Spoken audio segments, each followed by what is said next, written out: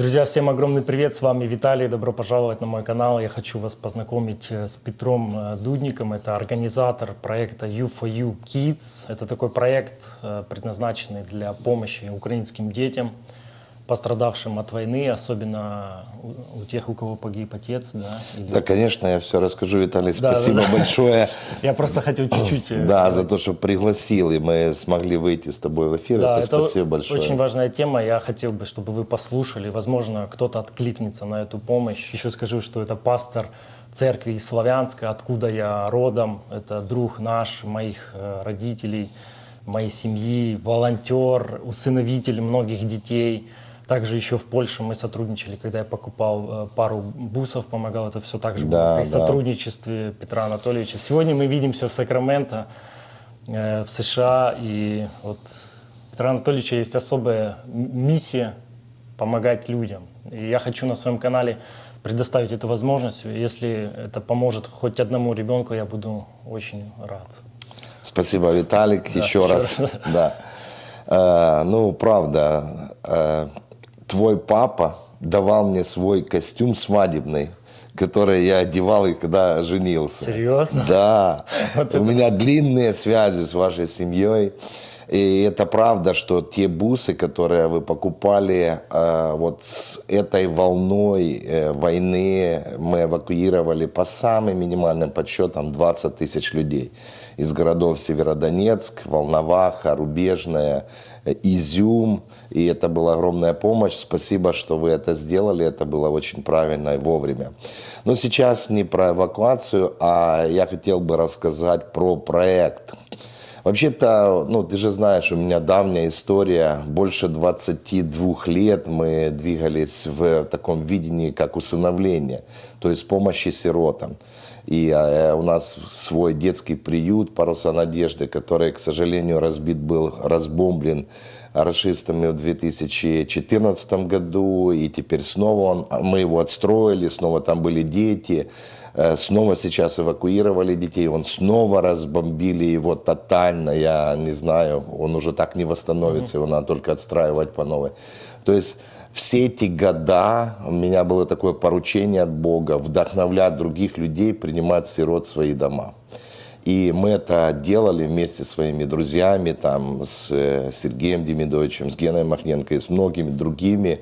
И причем независимо от стран. Мы служили и в России, был проект, который мы начинали «Россия без сирот», «Украина без сирот», «Мир без сирот». И это то, что двигало нас последние 20 лет жизни. Но с войной, вот особенно с этой частью ее, тоже все сильно изменилось. И в мае 23-го года я был в Славянске, и мы хоронили одного парня с нашей церкви. Его зовут Игорь, и он погиб в Бахмуте. И я смотрел на его жену, она такая худенькая, стояла у гроба, и как-то меня так впечатлило это. Я думал, какая судьба ее будет дальше? Какая судьба ее двух деток? Что будет с ними происходить? Была семья, была хорошая семья, они были хорошей семьей. И жена осталась вдовой, и дети сиротами. И как-то внутри меня такое пришло просто, что следующий сезон жизни я хочу посвятить, на украинском это звучит, дружинам загиблых героев и детям загиблых героев. По сути, вдовам и сиротам. И вместе с друзьями мы уже до этого двигали проект, который называется U4U Kids. Есть программа, она известная в Америке, U4U, это United for Ukraine, а мы сказали United for Ukrainian Kids, об'єднуємося навколо дітей України или объединяемся вокруг детей Украины. И в нашем сердце помочь 3000 детей. По большому счету это огромный проект, потому что это не только про какую-то часть помощи детям на неделю, 2 или 3, а это, ну, это по сути по изменению жизни мамочки, вдовы и ребенка-сироты. Итак, когда вот это переживание, оно толкнуло меня на то, чтобы вот свою жизнь сфокусировать на этом. И я правда фокусирую свое время, свои усилия, финансы, чтобы это сделать. Что значит это? Проект заключается в следующем. Мы находим в Украине партнеров. Партнеры – это поместная церковь в Украине, которая уже имеет видение для служения дружинам загиблых героев, вдовам. Ну, как обычно это делают церкви? Они собирают мамочек, кого знают, дают им пакеты с продуктами, и это уже хорошо, уже что-то делает. Это значит, что в их сердце горит какая-то помощь, просто они как могут, так и делают.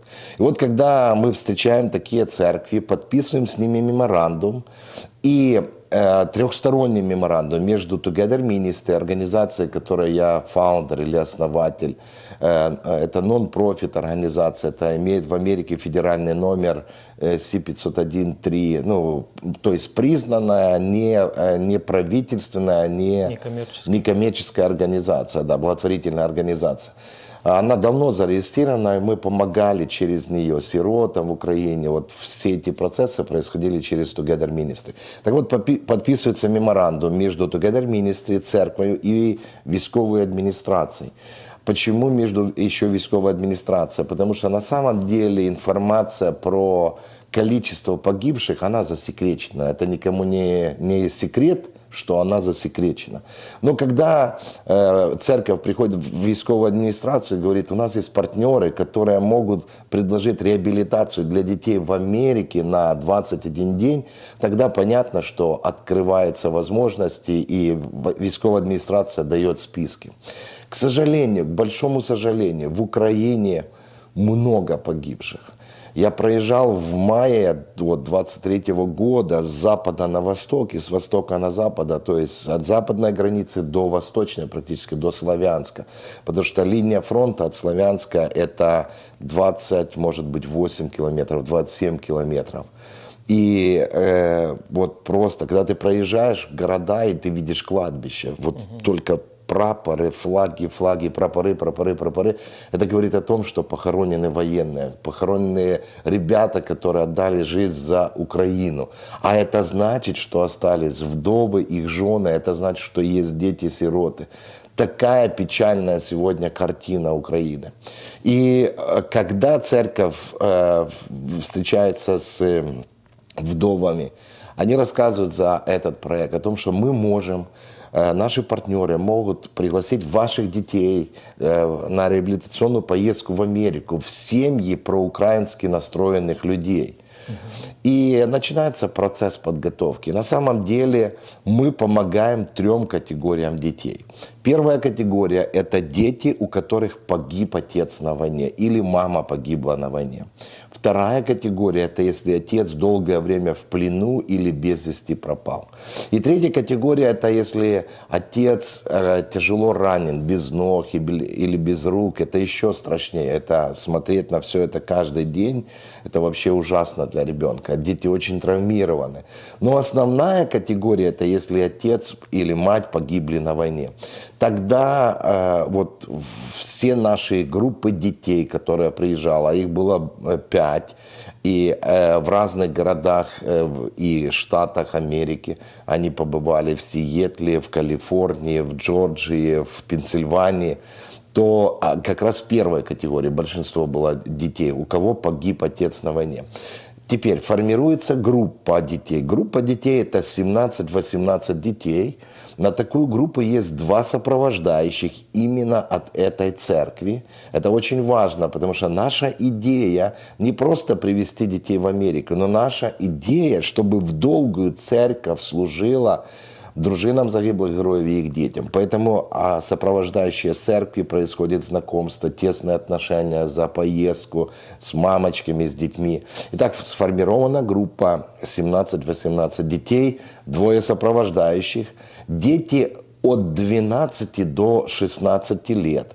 Это уже более осознанный возраст, когда дети понимают не просто там фан, развлекаловка в Америке, но они понимают, что им надо учить английский язык, они понимают, что им надо вкладывать в образование. Они принимают решение какое-то относительно Бога, Его ценностей, принципов.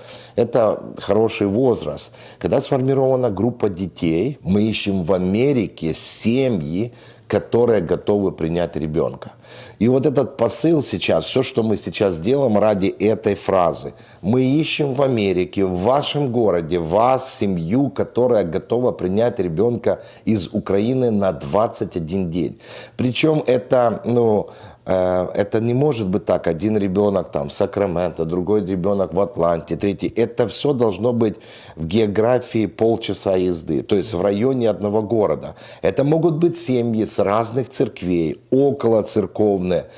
Их должно объединять только одно. Они хотят помочь детям Украины, у которых погиб отец или мама на войне, готовы принять на 21 день.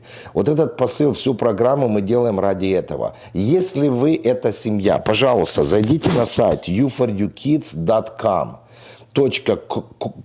И зарегистрируйтесь, там написано Become a Host, зарегистрируйте себя о том, что мы хотим быть такой семьей. Мы хотели бы, чтобы вы отозвались.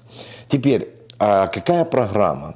Дети, когда есть уже родители, приемные родители, которые принимают детей на 21 день, да, я понимаю, что дети должны потом вернуться в Украину, и это нормально, у них есть мамочки или папа, если погибла мама, но в основном у нас все были, кого погиб отец на войне. И прилетает в Америку и встречает ваша семья или семьи. Первая неделя после встречи просто адаптация в семье, джетлэг и на новом месте и так дальше. Так проходит первая неделя. Вторая неделя, там есть программа, и мы организовываем специальный дневной терапевтический лагерь. То есть идея такова, дети же травмированы, они правда травмированы войной, потерей отца, всей ситуацией. И есть у нас специальная программа, которая помогает ребенку преодолевать эти страхи, трудности, выводящая с ничего сверх особенного, но она реально работает. Это первая цель. Вторая цель. Все же в Америке работают. Например, твоя жена твоего ребенка везет утром в школу, а этого ребенка в место, где проходит лагерь. Например, это церковь, дневной лагерь. И во второй половине дня забирает своего ребенка со школы, этого ребенка забирает с лагеря. Таким образом, это не нарушает привычный ритм семьи, и всем есть польза. И ребенок находится и в семье, и для него есть программа. Так проходит вторая неделя. Третья неделя. Мы так организовываем программу и просим разные церкви или бизнесы взять ответственность на один день за всю группу детей. Например, в понедельник твоя церковь берет всю группу детей и везет их в музей какой-то. Во вторник моя церковь проводит какой-то воркшоп с детьми, то есть занимает их время. Для родителей та же схема. Они утром привезли, во второй половине дня забрали. И польза для церквей, особенно для американских церквей, когда приезжают дети с Украины, погибли родители или один из них, и вот это прикосновение, что есть, там есть боль, и мы можем открыться, чем-то помочь, это очень хорошо для самих американцев, это польза для детей и для приемных родителей, это не занимает время, а что мне нужно делать с детьми. Таким образом проходит третья неделя. В конце третьей недели организовывается такой праздник, куда собираются все волонтеры, кто участвовал, там пастора, приемные родители. И там есть 3 темы. Первая тема на этом празднике: а что пережили приемные родители, когда принимали детей? Потому что есть много свидетельств, хороших свидетельств, что это сильно влияет по-доброму на семью. Знаете, особенно в Америке много людей верующих.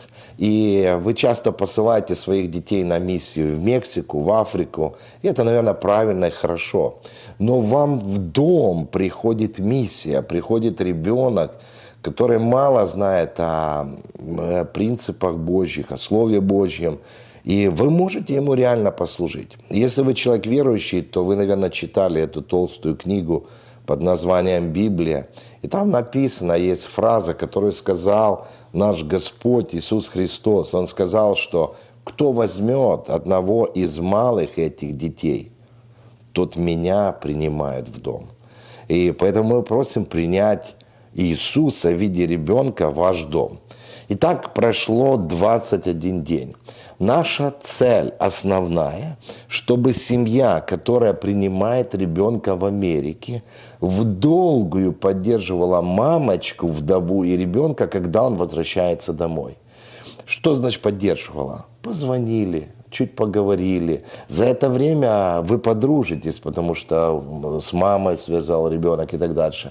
Поддержали, может, на Рождество подарочек какой-то отослали. Ну, то есть это ничего сверх, это просто про отношения. И когда ребенок и мама знают, что у них есть кто-то в Америке, кто про них помнит, и там, где был ребенок, пережил сильные, хорошие эмоции, это же очень классно и очень сильно. То есть проект про объединение семьи с Америки с семьей в Украине. Когда ребенок возвращается с сопровождающими, группа детей возвращается в Украину, пастор встречает их и собирает группу, спрашивает фидбэк, какие были переживания, что увидели, что понравилось, что не очень. И, конечно, детям нравится в Америке, нравится жизнь. И пастор говорит, что если вы хотите что-то подобное иметь в жизни, вам нужно выучить язык. Английский язык – это очень и очень важно. Пастор говорит, у нас есть партнеры, которые вам предложат обучение английского онлайн-платформа. И наши партнеры – это Американский университет Киева, где ректор Роман Шеремета. Они предоставляют платформу для онлайн-обучения английского языка. Дети начинают учить язык. Понятно, что уже эта поместная церковь дальше служит и мамочкам, и детям. В какой-то момент, когда дети продвигаются с английским, и, например, ребенок заканчивает школу, и у него уже хороший английский, то пастор снова говорит, а у наших партнеры, Американский университет Киева, они для нашей группы детей, кто был в этом проекте, предлагают scholarship для обучения в этом университете.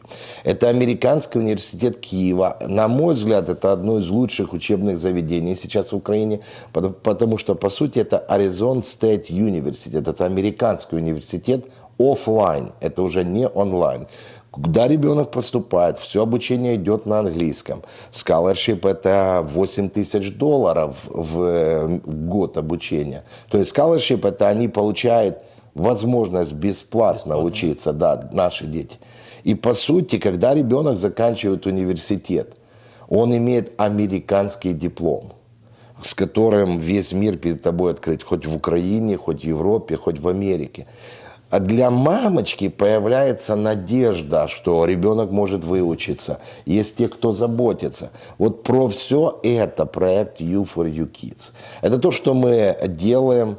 Ты спрашивал, сколько детей побывало. Около 100 детей уже побывало. 3 группы детей как раз по такой программе. 2 группы детей, там была чуть другая программа, а 3 группы детей в Атланте, в Пенсильвании. Это дети были из Сумщины, из Черкасщины, из Тернопольщины. Они как раз по этой программе прошли, свернулись. Каждый раз мы смотрим и стараемся улучшиться. Потому что, например, есть дети очень травмированные. В Атланте повели экскурсию на стадион, играли в американский футбол. 40 тысяч народа. Мы думали, это так круто увидеть раз в жизни. Но мы не учли то, что когда стадион начал кричать, там мальчик схватился за голову, что это ему что-то напомнило. А когда петарды начали взрываться, так и девочки просто выходим отсюда, нам страшно. И мы поняли, что не нужно вот это делать, такое делать, массовое мероприятие, дети переживают травму. Это я как пример привел, где можно улучшаться, и мы постоянно улучшаемся. Снова хочу сказать, если вы смотрите программу и хотите стать частью ее, то есть принять ребенка в свою семью, зайдите на сайт u4ukids.com или .com, зарегистрируйтесь или позвоните нам по телефону, там на сайте есть телефон, и второй телефон это 470-337-06-10. 470-337-06-10, где мы вам расскажем детали. И, конечно же, мы сопровождаем эти семьи. Я забыл сказать, что когда набираются семьи из города, то мы для них делаем обучение. что делать, что не делать. Вот эти маленькие нюансы обучаем в семье и сопровождаем эти семьи в самом проекте. Вот про все это U4U Kids. А что, если есть люди, которые не живут в США, но хотели бы помочь как-то? Да, смотрите, если вы хотите поддержать финансово, потому что вот про финансы, хороший вопрос, давай про финансы. Мы просим семьи, которые принимают, чтобы они оплатили приезд ребенка. И там на сайте расписана сумма, и мы предоставляем каждому человеку, какая сумма куда идет. К сожалению, на бюджет ложится открытие виз не в Украине, в американском посольстве для детей, оно закрыто, а в Кракове, в Польше. Все дети, сопровождающие от 14 лет, должны ехать на интервью. И это получается, тебе надо поездка, кормление детей, снять отель, минимум 3 дня жить в Польше, кормить и возвращаться назад. Это ложится дополнительно на бюджет, кроме билетов, кроме оформления сопровождающих документов, кроме оплаты за саму визу, визовый сбор. И поэтому достаточно много растрат есть. На сайте есть, и мы открыты с каждым родителем, мы потом говорим. Но если есть желание, и у вас нет средств, или всех средств, или какой-то, все равно регистрируйтесь на сайте, потому что, может быть, среди нас есть люди, которые говорят, я не могу принять ребенка, но я готов проплатить какой-то семье, чтобы они это приняли. Таким образом происходит взаимозамена. Так было в Атланте. Мы это увидели, что это работает. В Пенсильвании по-другому. Когда мы начинали проект с одним пастором, разговаривали, они сказали, хорошо, мы идем. И так получилось, что они сами предприниматели. Ключевые люди, которые организовывали проект, они предприниматели, бизнесмены. И они подключили бизнес, вообще не воцерковленный. И бизнес оплатил все расходы. Поэтому, если вы человек бизнеса, тоже выйдите с нами на связь. Может, вы оплатите просто для группы детей, например, консульский сбор виз по $200 виза стоит для каждого ребенка. Может, вы оплатите билеты. Тоже стоимость билета по-разному, в разное время года. Мы заложили в бюджете на сайте $1500 туда и обратно. Может быть меньше, потому что, а может быть, это приблизительно максимальная сумма, потому что Калифорния дальше, чем там Атланта была. То есть, может кто-то сказать, я хочу для этой цели. Мы открыты для этого. Давайте вместе поможем. В нашем сердце помочь 3000 человек, 3000 детей. Изменить судьбу, изменить жизнь и помочь детям и их мамочкам, вдовам. Огромное спасибо. Я был рад предоставить свой канал для такой важной информации. Так что, друзья, если вы заинтересованы, все ссылочки будут в описании. Да, Виталик, спасибо. Да, я очень благодарен Виталику, потому что мы встречались, разговаривали. Виталик, давай сделаем Я живу этим, если честно. Я ищу сам себе финансы, оплачиваю семью, но я сказал, Богу пообещал, следующий сезон жизни я хочу посвятить этому. Поэтому сегодня в Калифорнии я разговариваю с пасторами церквей, встречаюсь с разными группами людей. И основной месседж, дайте мне сказать семьям, я не прошу у вас денег, пожертвований, хочу сказать семьям, возьмите ребенка. Вот основное послание, которое я зову. Зову вас участвовать в хорошем, добром деле помощи вдовам и сиротам.